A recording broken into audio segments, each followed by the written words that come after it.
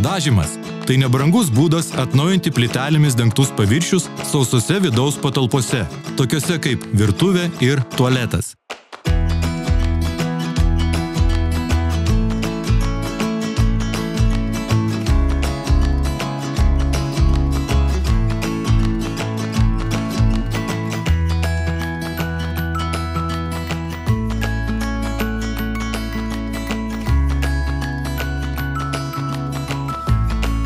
Prieš dažant plyteles svarbu jas tinkamai paruošti tam, kad dažai gerai sukibtų su paviršiumi. Kruopščiai nuplaukite paviršių su valymo priemone malipesu pagal instrukcijas.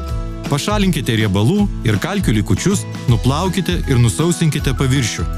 Uždenkite vietas, kurių nenorite nudažyti, naudodami popierių ir apsauginę dažymo juostą. Gruntuokite paviršių su vandens pagrindu pagamintų sukibimą gerinančių gruntų Otex Aqua. Grunto paskirtis – užtikrinti, kad dažai gerai sukibtų su paviršiumi. Denkite gruntą su baldo dažymo voleliu ir jei reikia sintetinių teptukų.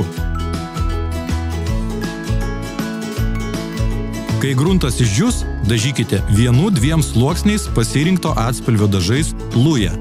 Šiame vaizdo įraše mes naudojame pusiaumatinius dažus Luja. Po dažymo nedelsiant nuimkite apsauginę dažymo juostelę. Nuplaukite įrankius su muilu ir vandeniu arba įrankių valikliu penselipesu. Plytelių dažymas šviesia spalva – tai greitas ir nebrangus būdas atnaujinti virtuvės interjerą.